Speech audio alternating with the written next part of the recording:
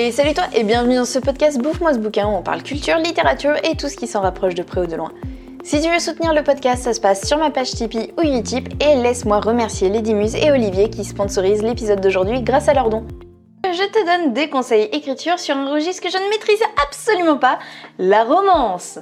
Je t'entends déjà me dire, mais si tu maîtrises pas, pourquoi tu donnes des conseils alors ? Alors depuis quand l'un empêche l'autre, dis-moi? Et s'il fallait vraiment connaître un sujet pour l'ouvrir, eh ben ça ferait longtemps que plus personne ne parlerait.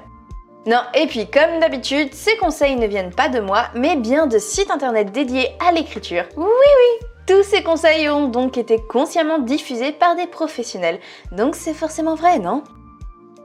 Conseil numéro 1, trouver le bon environnement pour écrire. On ne le répétera jamais assez, pour écrire une bonne romance, il est important de travailler dans un bureau rose bonbon, entouré de posters de Ryan Gosling torse nu, une petite tasse d'infusion d'hibiscus dans une main et un crayon à paillettes dans l'autre pour noter toutes tes idées ultra romantiques. Si naïvement tu pensais que pour écrire une bonne romance, il fallait travailler les personnages, l'alchimie entre eux, etc., eh bien tu dois être rassuré de savoir que cette sous-littérature ne demande pas d'efforts plus importants qu'un petit stage chez Valérie Damido. Conseil numéro 2, pensez au design du livre et privilégiez les couleurs vives.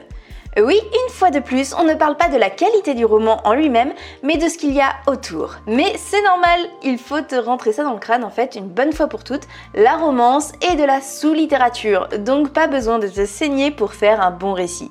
Une jolie couverture avec des jolis dessins dessus, ça suffit largement. Des jolis dessins ou des mecs torse nu? Conseil numéro 3, mettre des scènes spicy. À comprendre des scènes de cul.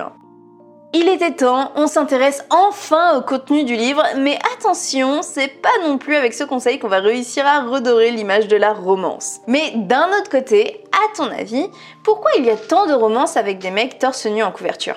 Parce qu'en fait, les meufs qui lisent ça, parce que oui, on sait tous qu'aucun mec ne lit jamais de romance, donc je reprends, les meufs qui lisent ça, ce sont des petites frustrées qui ont la vie sentimentale d'une menthe religieuse, alors il faut leur envoyer du rêve et du hot. Encore une fois, qu'importe si c'est bien écrit ou pas, de toute façon, elles ne sont pas très exigeantes. C'est comme les jeux vidéo et leurs meufs aux gros seins à moitié à poil, ça suffit largement aux petits geeks et ils ne font pas chier les développeurs pour avoir un jeu qualitatif. Ah, on me dit dans l'oreillette que foutre une jaquette avec un personnage à moitié nu ne suffit pas et qu'il faut tout de même rendre un truc qualitatif derrière. Bon, faut croire que c'est une règle valable uniquement pour les loisirs de bonhommes bien virils. Conseil numéro 4, s'inspirer de faits réels. Oui, sortons le champagne, nous avons enfin notre premier conseil qui porte vraiment sur le contenu et qui est plus ou moins pertinent. L'intérêt de s'inspirer de faits réels, c'est de pouvoir permettre au lecteur de s'identifier au personnage. Alors si tu veux écrire une romance entre une jeune roturière et un puissant roi, je ne peux que te conseiller de prendre ton billet pour l'Eurostar et d'aller dragouiller Charles le temps d'un week-end. T'en fais pas, d'après mes infos, faut pas grand chose pour lui taper dans l'œil, il suffit de savoir repasser des lacets, de connaître la marque de sa cuvette de toilette préférée, et hop, le tour est joué. Et puis une fois encore, la romance, c'est de la sous-littérature, donc une expérience de 48 heures sera bien suffisante pour que tu puisses écrire ton torchon. Après ça, t'es sûr de pouvoir écrire un truc crédible. Sauf que, rappelons-le, les lectrices de romance sont des frigides qui ne connaissent rien à l'amour. Donc finalement, vu qu'elles sont ignorantes sur le sujet, tu pourrais leur raconter n'importe quoi, elles goberaient tout.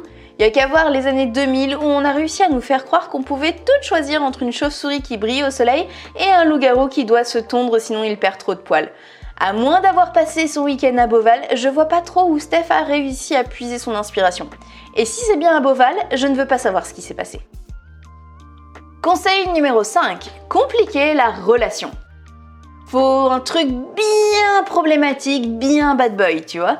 Prenons un exemple de ce qui cartonne et analysons ça ensemble. Captive, tiens. Selon internet, si j'ai bien compris, c'est une meuf qui est prisonnière d'un mec et qui devient son objet sexuel. Tu vois, là, on voit tout de suite que le couple pourrait en effet avoir besoin d'une ou deux séances chez le thérapeute. C'est vrai que leur couple a quelques petits soucis à régler avant de pouvoir sereinement envisager le labrador et le monospace. Un autre exemple ? 365 jours. Un mec offre le gîte et le couvert pendant 1 an à une meuf qu'il a croisée dans la rue et cette dernière ose se plaindre sous prétexte qu'elle ne peut pas partir. Tu vois, là, la mauvaise volonté de la meuf vient clairement compliquer cette magnifique histoire d'amour.